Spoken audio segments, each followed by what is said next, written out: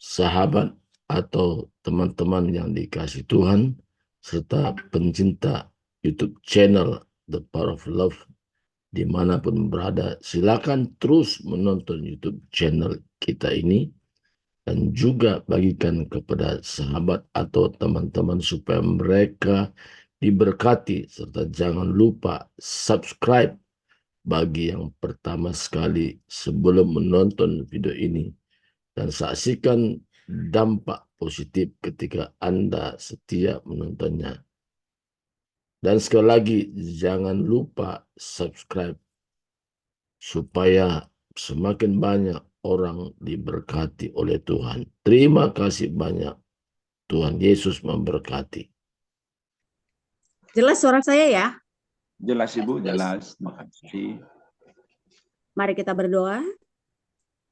Puji syukur kami ucapkan kehadirat-Mu Tuhan. Haleluya. Karena Tuhanlah yang telah menjaga, melindungi kami dalam tidur nyenyak kami. Amin. Kami sungguh berterima kasih ya Bapa atas kasih karunia-Mu yang masih mempercayakan napas kehidupan ini bagi kami ya Tuhan. Terima kasih buat hari yang baru ini ya Bapa.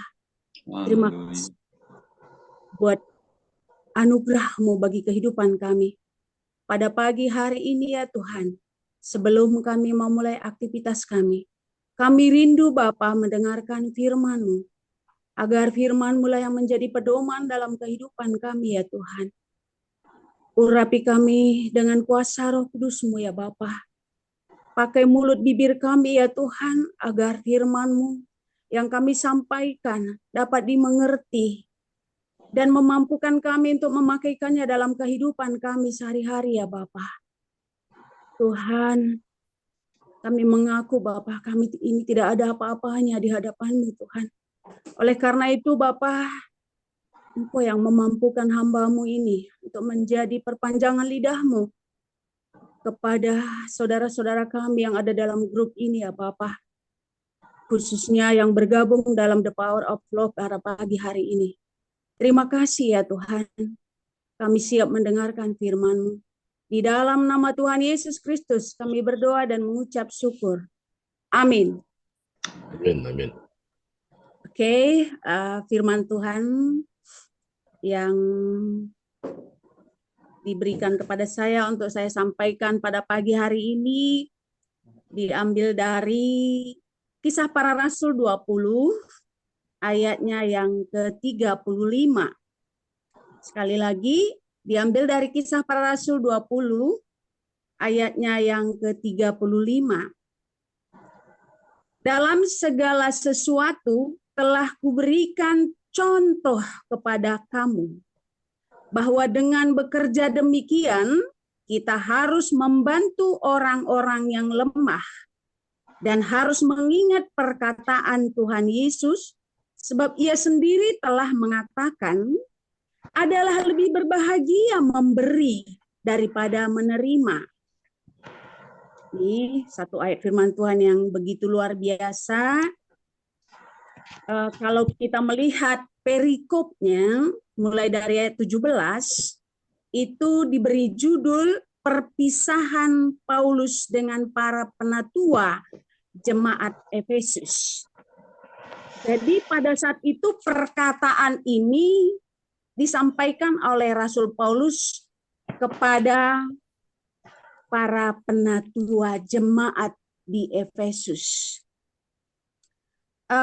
Kita tahu sendiri siapa itu Paulus, ya, di mana awalnya dia adalah penganut agama Yahudi dan bisa dikatakan ya mungkin salah seorang pakar dalam agama Yahudi dan sangat taat dalam melakukan aturan-aturan dalam agama Yahudi. Tapi ketika dia dipanggil, dipilih oleh Tuhan, ketika dia melihat Tuhan datang kepadanya dalam perjalanannya menuju Damsyik, di mana tujuannya menuju kota Damsyik itu adalah untuk menganiaya para pengikut Kristus. Di sini perlu kita ketahui, di dalam dia rencana mau menganiaya pengikut-pengikut Kristus itu, dia meminta surat loh. Surat kuasa kepada para imam, supaya dia berhak untuk menganiaya pengikut-pengikut Kristus. Ya. Dan apa yang terjadi? Di tengah perjalanan, tiba-tiba dia melihat seberkas cahaya yang begitu luar biasa. Ada tiba-tiba di depan dia. Dan rupanya kalau kita melihat cahaya Tuhan itu, kalau Tuhan itu memperlihatkan dirinya, dan pada saat itu melalui sebuah cahaya, rupanya kita tidak sanggup untuk melihatnya. Mata kita ini punya keterbatasan. Sehingga apa yang terjadi kepada Rasul Paulus, dia jatuh tersungkur. Dan dia mendengar suara, "Saulus, Saulus, mengapa engkau menganiaya aku?" "Siapakah engkau?" "Tuhan." "Akulah Yesus yang engkau aniaya." Itulah awal pertobatan Paulus. Dan setelah itu Tuhan telah mengutus Ananias untuk berdoa tumpang tangan kepadanya di Damsyik. Jadi bisa dikatakan pada saat itu dia 3 hari itu dia puasa loh. Setelah perjumpaannya dengan Tuhan Yesus itu dia berpuasa, dia tidak makan tidak minum, sampai dia Ananias tumpang tangan kepadanya, dan disitulah dia mendapatkan mujizat Tuhan, bisa melihat kembali. Dan apa yang dia lakukan setelah dia bisa melihat kembali dan mengalami perjumpaan dengan Tuhan itu? Dia melakukan apa yang diperintahkan Tuhan. Apa itu yang diperintahkan Tuhan? Apa yang dia alami itu yang dia saksikan. Ini ada suatu keunikan atau suatu keberanian yang dilakukan oleh Rasul Paulus. Dia tadinya beribadah di bait Allah, atau dikatakan itu kalau di agama Yahudi sinagoge kalau tidak salah ya, sinagoge. Dia biasanya beribadah di situ dan dia mendatangi juga sinagoge itu. Tapi yang dia saksikan itu adalah tentang pengalamannya itu, berjumpa dengan Tuhan Yesus. Ini bisa kita lihat apa kira-kira reaksi yang dia terima dari para jemaat agama Yahudi pada saat itu. Pasti berontak. Nah gitu ya. Nah jadi itulah awal pertobatannya, sehingga dia berubah total menjadi pengikut Kristus yang setia dan mau merelakan hidupnya melayani Tuhan seumur hidupnya. Nah, pada saat ini ketika dia sudah ada sekitar 3 tahun di Efesus untuk melayani jemaat di Efesus, tibalah saatnya dia mau meninggalkan kota Efesus itu dan dia mau ke Yerusalem. Kita melihat banyak kota-kota yang dia datangi untuk dia mengabarkan firman Tuhan. Dan pada saat dia mau berangkat ke Yerusalem, dia di sini adakan perpisahan dengan para penatua. Dan menyampaikanlah suatu hal tadi. Dalam segala sesuatu telah kuberikan contoh kepada kamu. Kira-kira contoh apa ya yang diberikan oleh Paulus selama dia melayani di kota Efesus? Salah satu kita melihat contoh-contoh yang dia berikan itu adalah, pertama, dengan rendah hati aku melayani Tuhan, walau banyak mencucurkan air mata. Ya, dia melayani di kota Efesus dan juga di kota-kota lain yang sudah dia layani. Aku dengan rendah hati melayani jemaat, walau mencucurkan air mata. Kenapa mencucurkan air mata? Ya tadi, dia tadinya bukan penganut atau bukan pengikut Kristus. Tentu saja yang seagama dengan dia dahulu itu pasti ada pro dan kontra. Ya, yang kontra ini yang membuat dia mencucurkan air mata. Ya, ini aku telah banyak memberikan kepadamu contoh. Ini salah satu. Jadi dalam arti di sini supaya kamu, saudara-saudaraku, para penatua, melayanilah dengan rendah hati. Nah, terus yang kedua, aku bersaksi kepada orang Yahudi dan orang Yunani supaya mereka bertobat dan percaya kepada Tuhan. Jadi aku ini melayani, menyampaikan firman Tuhan, menyaksikan tentang firman Tuhan, bukan saja kepada orang-orang Efesus, tapi kepada orang Yahudi, orang Yunani. Aku tidak pandang bulu, sebagaimana Tuhan kita juga tidak pandang bulu memberikan kasih-Nya. Ini contoh yang kedua. Yang ketiga, sekarang aku pergi ke Yerusalem dan aku tidak tahu apa yang akan terjadi di sana terhadap diriku. Mungkin penjara menunggu aku, tapi aku tidak menghiraukan nyawaku. Aku ingin mencapai garis akhir dan menyelesaikan pelayanan yang ditugaskan oleh Tuhan kepadaku, yaitu memberi kesaksian. Di sini dia mengajarkan kepada para penatua jemaat pada saat itu bahwa dia tidak menyayangkan nyawanya. Aku tidak tahu apa yang akan terjadi nanti di Yerusalem. Tapi aku ingin mencapai garis akhir. Seumur hidupku aku ingin melayani Tuhan. Ini saudara-saudaraku. Nah, itu yang dia katakan. Yang berikutnya, jagalah dirimu dan seluruh kawanan pengikut Tuhan.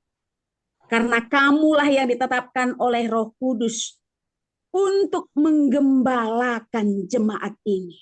Aku pergi. Sekarang kamulah yang meneruskan para penatua. Layanilah jemaat ini. Gembalakanlah dengan baik. Supaya keyakinan mereka kepada Tuhan semakin bertambah-tambah. Karena kita tidak tahu, mungkin akan menyusup nantinya atau akan datang nantinya pengajar-pengajar yang sesat. Terus yang berikutnya, 3 tahun lamanya siang dan malam, ya, aku tidak bosan-bosannya menasihati kamu. Dan aku tidak pernah mengharapkan imbalan dari kamu. Aku tidak pernah meminta emas dan perak dari kamu. Aku bekerja dengan tanganku sendiri untuk memenuhi kebutuhan hidupku dan untuk pelayananku. Sebenarnya kalau dipikir-pikir, aku wajar loh meminta pertolongan kepada kamu. Mungkin dalam hal materi atau dalam hal yang lainnya.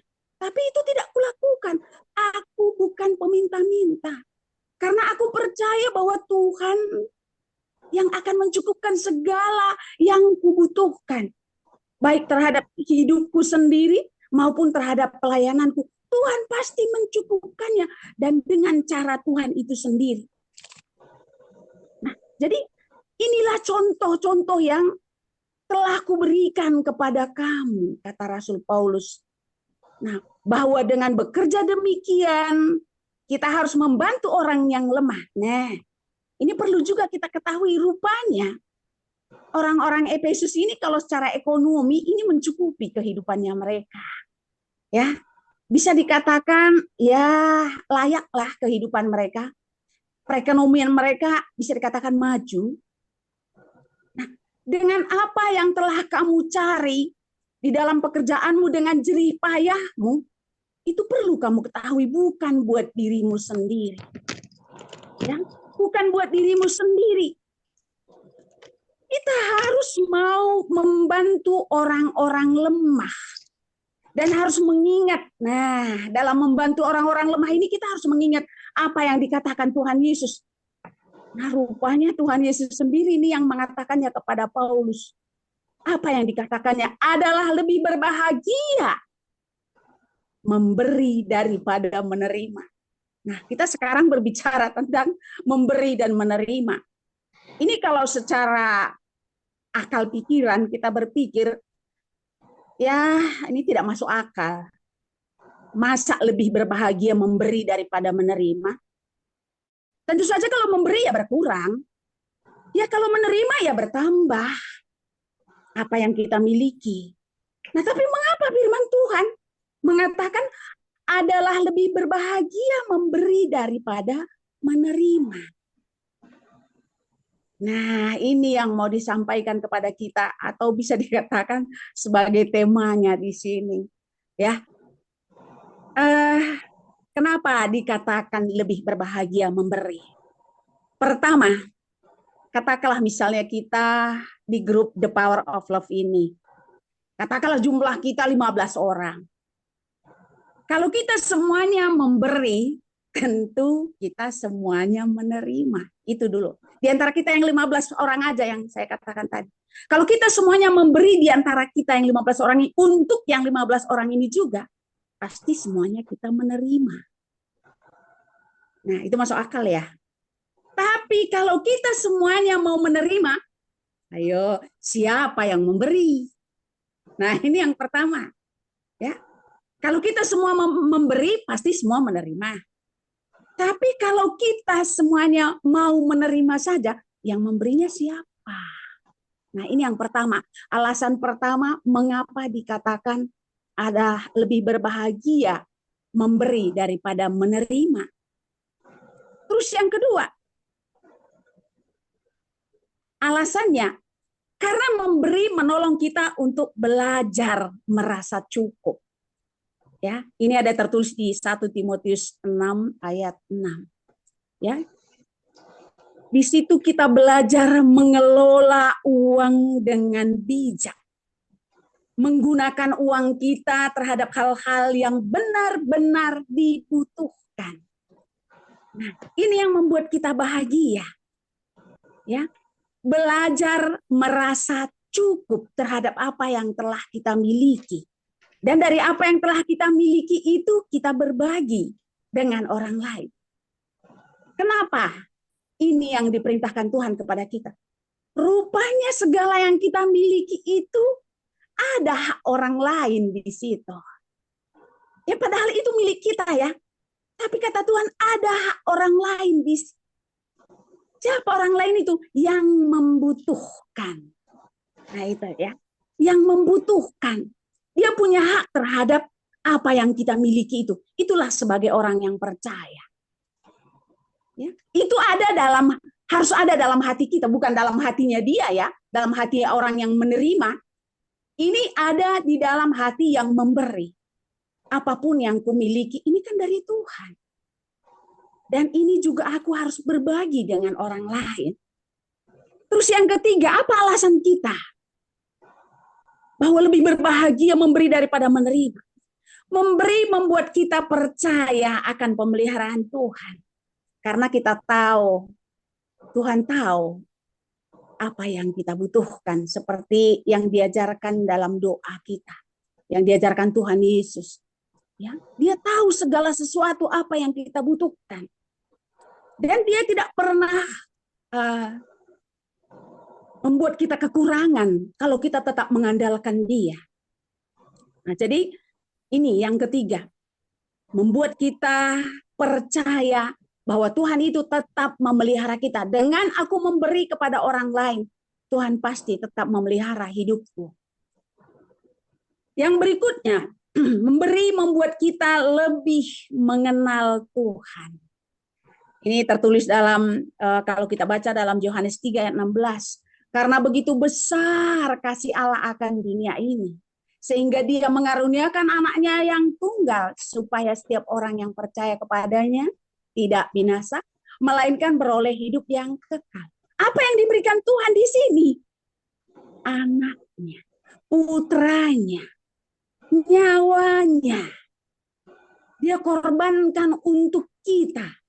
Untuk menebus dosa kita. Dia datang ke dunia ini untuk mati untuk kita. Nah inilah yang paling berharga yang dimiliki oleh setiap orang yang percaya. Dosanya sudah diampuni. Nah, jadi dengan memberi tadi kita membuat pengenalan kita kepada Tuhan, membuat kepercayaan kita kepada Tuhan, pemeliharaan Tuhan terhadap kita, semakin kita mengerti. Nah, ini ya, Yang terakhir, dengan memberi. Memberi itu sendiri adalah anugerah. Ya, karena kalau kita pikir-pikir, pemberi itu adalah Tuhan. Sekarang diberikan hak kepada kita untuk memberi. Nah, berarti itu anugerah, ya, yang diberikan oleh Tuhan kepada kita. Kalau kita bisa memberi, berarti Tuhan yang memampukan. Ya, ada, baru kita bisa beri. Nah, itu Tuhan yang mengadakan. Nah, ini alasan-alasan mengapa dikatakan lebih berbahagia memberi daripada menerima. Nah, di sini kita perlu menggunakan hikmat Tuhan terhadap apapun yang telah kita terima dari berkat-berkat Tuhan, supaya kita bisa mengelolanya dengan bijak. Dan satu hal yang jangan kita lupa, di dalam kita memberi itu, memberilah dengan sukacita, dengan tulus. Ya, jangan dengan terpaksa atau punya motivasi lain. Supaya suatu saat aku butuh, dia pun mau memberi kepadaku. Nah, ini sudah tidak tulus. Ada udang di balik batu. Nah, itu. Nah, jadi ditekankan di sini kita harus memberi dengan sukacita, bukan karena terpaksa. Nah, ini ya. Memberi itu merupakan wujud kepedulian kepada sesama, dikatakan di sini. Ya, memberi itu merupakan wujud kepedulian kepada sesama. Tuhan Yesus pernah berkata kepada murid-muridnya, sewaktu aku lapar, engkau memberi aku makan. Sewaktu aku haus, engkau memberi aku minum. Ketika aku telanjang, engkau memberi aku pakaian. Ketika aku butuh tumpangan, engkau memberi aku tumpangan. Lalu muridnya mengatakan, kapan Tuhan? Perasaan aku nggak pernah melakukan seperti yang Tuhan katakan itu kepada Tuhan. Lalu apa jawab Tuhan? Segala sesuatu yang engkau lakukan kepada saudaraku yang paling hina ini, berarti engkau telah melakukannya kepadaku. Nah ini, jadi ada dua di situ tipe manusia yang dikatakan oleh Tuhan. Satu yang melakukan, satu yang tidak. Nah, ya hendaklah kita semua yang melakukan ini. Ketika kita melakukan segala sesuatu yang baik kepada saudara-saudara kita. Dan dalam memberi itu kita jangan pandang bulu. Jangan kalau ada hubungan darah baru kita mau memberi. Jangan kalau sesuku atau seiman baru kita mau memberi. Jangan pandang bulu. Siapapun dia.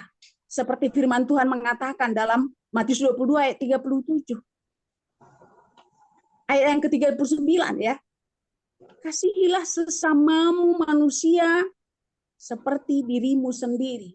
Jadi mengasihi itu kepada sesama manusia. Ya. Nah, jadi marilah saudara-saudaraku semua. Marilah kita memberi dengan sukacita. Karena itulah yang membuat kita bahagia. Semakin banyak kita memberi, maka semakin banyak juga akan kita menerima. Tapi ingat, jangan di dalam kita memberi, lalu kita punya motivasi supaya saya menerima. Jangan. Ya, itu nggak tulus lagi namanya. Nah, itu dia. Jadi saya juga tidak bisa panjang lebar menceritakan tentang firman Tuhan ini. Namun ada satu hal yang pengen saya sampaikan untuk kita diskusikan, yaitu tentang misalnya sebagai contoh. Kalau saya misalnya meminjamkan uang kepada orang lain dengan tidak berbunga, apakah itu juga bisa dikatakan memberi? Nah, ini yang mau kalau boleh kita diskusikan. Terima kasih. Mari kita tutup dulu dengan doa. Mari kita berdoa. Bapa kami dalam surga, kami sungguh bersyukur kepadamu Tuhan. Pada pagi hari ini Tuhan telah mengajarkan kami bagaimana kami harus memberi kepada sesama kami manusia. Terlebih-lebih Bapa, memberi dalam hal kerohanian ya Tuhan. Di mana kami ini sudah diselamatkan oleh Tuhan. Dan kami juga rindu orang lain juga ikut diselamatkan ya Bapa. Untuk itu Bapa, Engkau pakai kami, anak-anak-Mu, untuk kami bisa berbagi dengan orang lain tentang keselamatan yang telah kami terima dari Tuhan. Supaya orang lain juga bisa diselamatkan ya Bapa. Terima kasih ya Tuhan. Dan mampukan kami untuk berbelas kasihan kepada saudara-saudara kami yang membutuhkan pertolongan kami. Baik itu materi, baik itu tenaga kami, baik itu waktu kami, atau apapun itu yang baik di hadapan Tuhan. Mampukan kami melakukan seperti yang Engkau kehendaki Bapa. Terima kasih ya Tuhan, terima kasih Bapa yang baik. Inilah doa kami, di dalam nama Tuhan Yesus Kristus kami berdoa. Amin.